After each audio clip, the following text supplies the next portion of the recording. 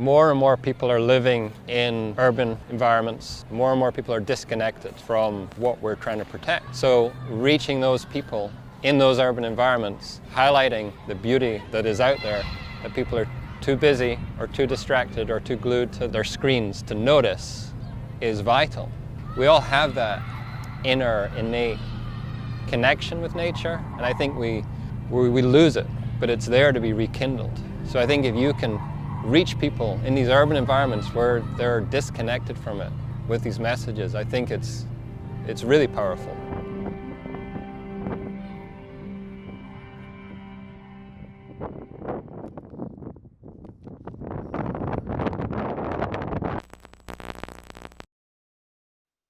I'm Bernie Krause, and I'm a soundscape ecologist, which means I record soundscapes all over the world, marine and terrestrial, rainforest habitats that are tropical and temperate and even subarctic.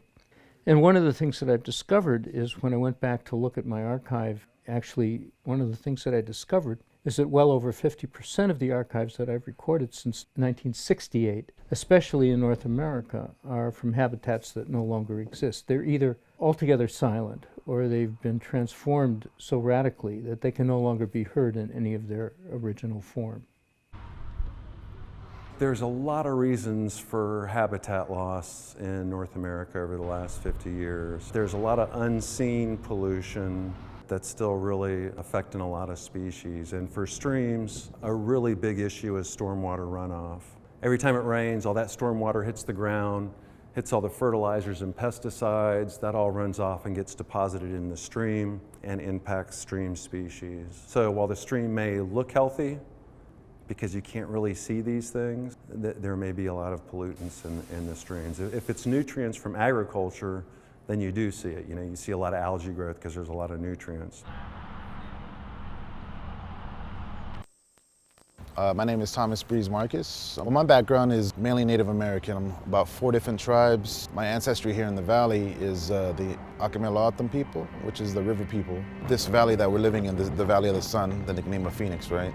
The original landscape had a free-flowing river that fed it like an artery, mainly, feeding everything, feeding the wildlife along the riverbanks. With our tribes here over centuries, utilizing that method of irrigation systems and feeding other parts of the area. Of course, when things changed, mainly within the last century or so, having indigenous people being removed from homelands and being kept into a certain area, the indigenous people were cut off from water supply once the river was dammed because of other farmers, outsiders coming in and wanting to utilize that water for themselves or for the other communities that were being established. You know, you're losing ways of life, you're losing precious resources, it changes people, and our people have suffered those consequences.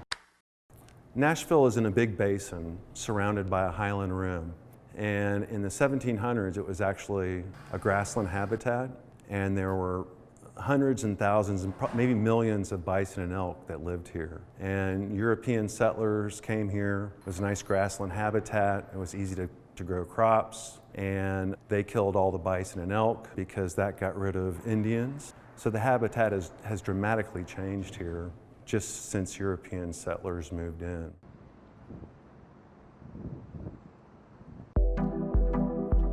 Biodiversity is the fabric of life. You know, what sets Earth apart from any other planet known is that we have life. It's what makes this planet unique. So protecting life has to be sort of the ultimate goal. But it's how we communicate that to people who don't see that on a daily basis as being their most urgent priority.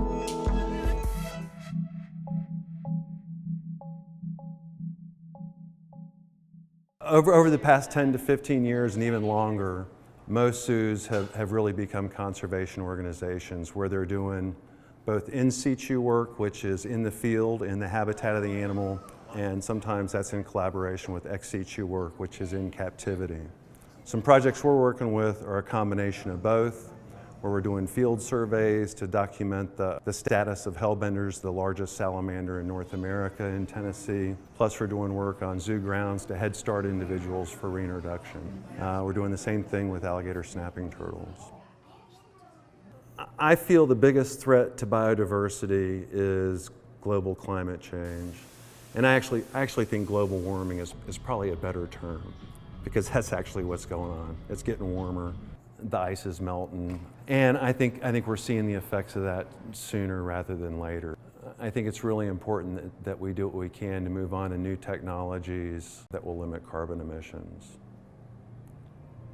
One of the things that I think we've done a lot as conservationists is to paint this apocalyptic picture of the world going to hell in a handbasket, thinking that people will care if we sort of fear them into it or guilt them into caring. But I think that hope and optimism and painting a picture of a vision of what we want to achieve is a lot more powerful.